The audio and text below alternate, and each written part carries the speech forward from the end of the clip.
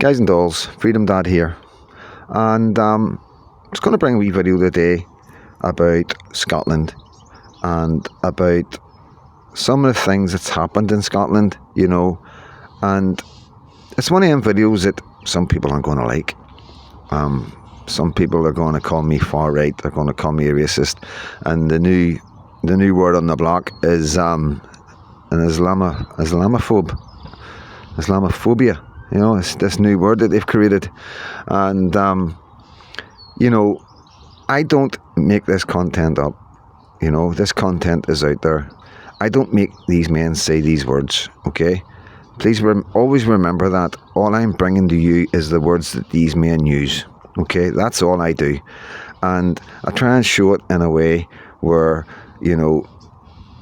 for my own country to understand that, when you invite people that aren't invested in this country, they will vote certain people into power, and certain people will get in the power, and most of these people will come in smiling and all nicey and will feel like we've got nothing to worry about.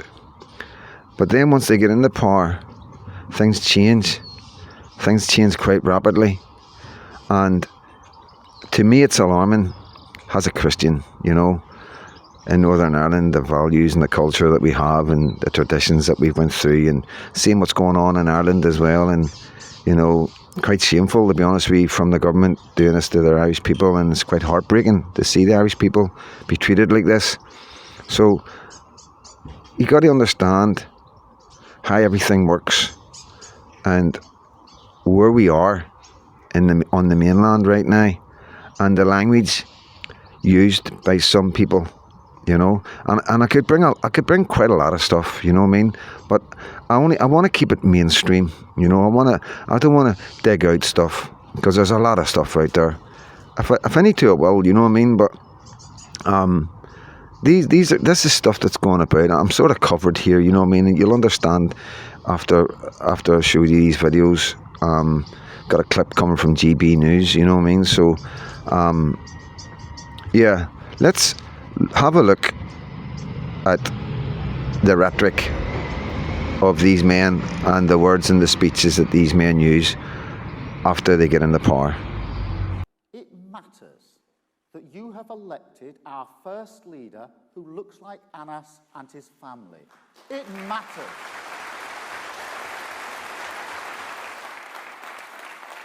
Together as Labour leaders, we won't just talk the talk, we will walk the walk. And we will keep challenging ourselves too. In your words, Anas, it is a fight for all of us. So here we have Anas Sadwar, the new leader of the Labour Party in Scotland. And as you hear, Starmer saying he's going to be fighting for all of us. So let's look into that. Let's see if he is that man for all of us. Every council and every government department, white. Every director of a department in Scotland, white. Every principal of a college or university in Scotland, white. Every head teacher in Scotland, white. Every chair of a public sector body in Scotland, white. Every High Court judge in Scotland, white. Every prison governor in Scotland, white. Every editor of a news organisation in Scotland, white. Why? So the answer's because it's a predominantly white country. Scotland has been a predominantly white country for a long time. It's been a Christian country. It's quite unique, Scotland, so it is. Set in its ways, its values, its beliefs, its traditions, its heritage, They've got a bit of history there, a bit of history. Films wrote about it and everything, So, yeah, it's difficult, so it is. It's difficult to be sitting here as a young, semi-young Christian and a white man, hearing that, it's like, it is racism. That is racism. If I was to say that, I would get done. I would get done for some sort of hate crime or some sort of something. You know, they would find something, you know. And my community, the left of politics community, would turn against me. There would be all sorts of attacks on me. It would be non-stop, absolutely non-stop. And but yet here we have the leader of the Labour Party in Scotland coming out with this rhetoric. But, you know, obviously, I don't know what else to say about that, but what I will say is, like, so what's the problem? What other problems do we have? Sure, he's going to be inclusive. He's not going to be one-sided. He's for everybody, is he not? Let's have another look. Will only truly get real power if we just have more Pakistanis sitting in council chambers and parliaments, but actually having more Pakistanis and South Asians sitting in the corridors of power making the decisions. And that's where I'll end tonight, is to say the change is coming. And the days where our South Asian community are viewed as a vote bank or a curry bank are well and truly gone. The days where South Asian communities get to lead political parties and get to lead countries is now upon us. The days when South Asian communities get to decide not just which school our children go to, but what they are taught in those schools is also coming. So self-explanatory in it, and see, before anybody starts going on about, like, this is a bit fucking freedom dad, you know what I mean, this is a bit hardcore, you're going a bit hard here. Let me hand you over to GB News. Labour leader Anas Sawa standing proudly in front of a Pakistani flag, declaring that Pakistanis must take power in our councils, our parliament and our political parties. And most chillingly, as he describes it, schools. And that's so they can dictate what's taught to British children, or as he calls them, his or our children. So the link of that is in the description. Please go on and have a wee look, okay? Just click the link in the description and watch the video in full. I'm not going to put the video up anymore, but it is really, really interesting. That's just the start of it. And, you know, at the end of the day, has a point, you know. And this is the problem, you see. This is what we're going to have in Northern Ireland. Because when the left use certain demographics to bring into a country so they vote for them, eventually they become more powerful than the actual party that brought them in the first place. And then you have people like that man standing up and saying the things that he's saying right now in Scotland. And just before you think this is a one-off, this is the SNP, ex-SNP First Minister. 9% of the meetings I go to, I'm the only non-white person in the room.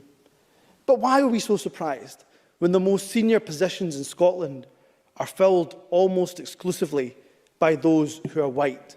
Take my portfolio alone. The Lord President, white. The Lord Justice Clerk, white. Every High Court judge, white. The Lord Advocate, white. The Solicitor General, white. The Chief Constable, white. Every Deputy Chief Constable, white. Every Assistant Chief Constable, white. The Head of the Law Society, white. The Head of the Faculty of Advocates, white. Every Prison Governor, white. And not just Justice. The Chief Medical Officer, white. The Chief Nursing Officer, white. The Chief Veterinary Officer, white. The Chief Social Work Advisor, white. Almost every trade union in this country headed by people who are white. In the Scottish Government, every Director General is white. Every chair of every public body is white. That is not good enough. You know, so I struggle with this one as well, obviously, because as far as I'm concerned, that's racist. The way we've been brought up, the way we've been told to speak and behave and act, and how people are punished and labelled is that's racist. In my eyes, that's racist, and yet he's able to do it. And what else are they able to do? You know, you got to understand that a lot of things have went on in England, and a lot of things that should have happened, like inquiries, aren't happening. We've got Tommy Robinson lying in solitary confinement for trying to warn us what's happened in England over the last 15 years. He was trying to warn us 15 years ago. How many children could he have saved if he hadn't been silenced? That's the kicker for me. If Tommy Robinson hadn't been silenced, how many children could we have saved? But I'm going to leave you with this bit, so I am, because we get labelled the far right. That's their label. Anybody that questions any of these men or their intentions, we're labelled far right. So let's hear what the Labour First Minister has to say about us. But friends, the change we've seen in Scotland would not have been possible if over the last 3 years Keir Starmer hadn't worked to change our Labour Party. In that time, we've gone from our worst result since the 1930s to now being seen as a force that will finally rid our whole country of this rotten, lying, out-of-touch, corrupt, far-right crankfest, conspiracy theorist-ridden Tory government. So there we have it. We have everything, I think, in a nutshell. But just looking at Scotland, I don't even think we need to look into England. I think he's going to look into England yourselves. You know, but I'll probably bring a video just to highlight it. It is difficult. It is very, very difficult. With everything that I have in my head all together, brings me to one conclusion: that we will only hang on to what we know and what we love and what we have cherished, both communities, both Protestants and Catholics. The only way we can do this is by making sure we don't get the wrong people in power that are going to bring the wrong people into the country and then let the wrong people into power. And because when the time comes, when the penny drops, we'll be long gone. It'll be our grandchildren and our children, because we can see the change. It's all change, you know what I mean? Get rid of the far right, you know? Get rid of anybody that questions them, anybody that questions Islam, anybody that questions our government when they say Islam is a religion of peace. It's not Islamophobia. We don't understand why you're saying that. Extremists of Islam are responsible for the majority of terrorist attacks around the world. Over 20,000 in a year. It's not Christians doing that. You know, it's like, it's not Sikhs, it's not Hindus, it's not, you know, it's not all the rest of them. You know what I mean?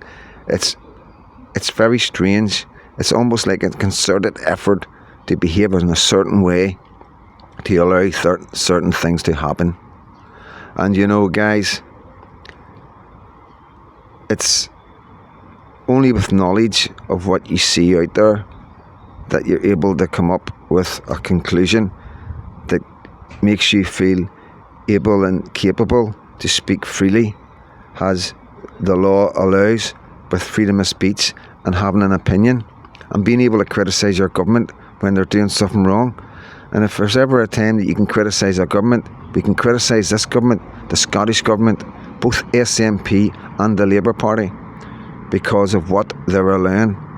And, you know, and this is all down to who they're allowing in, because that's who votes a lot of these people in.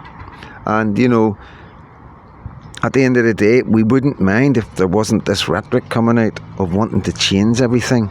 You know, it's like, why would you want to behave like that? We would never behave like that in another country. We would never be grateful of being allowed to come into an affluent country, a vibrant country like the United Kingdom, being able to have children, and then have our children stand up in Parliament and say everybody's too brown, or there's not enough white people in a brown or black country. It doesn't make any sense. You know, why is it acceptable here? Why are these men? Why are you going to keep on letting these men get in the power? So yeah, you know, what damage can these people truly do? what damage can these people truly do? You've just got to look at the evidence that's out there, you know. I don't believe that people with dual citizenship, with a passport to a foreign country and a passport to Britain, should be in power. I think it is a major risk to our security, because none of these people are truly invested in our countries. And that I can say with certainty, you know, because we see how they behave towards their own countries. There's, you know, you got to pick a side. You can't be in power. You can come to this country and love our country and love your own country, but not when you're in power. We need people who are invested solely in the United Kingdom, because that way we know we will definitely get the benefits out of that politician for our people, for all the people in the country. So there's no two-tier, you know.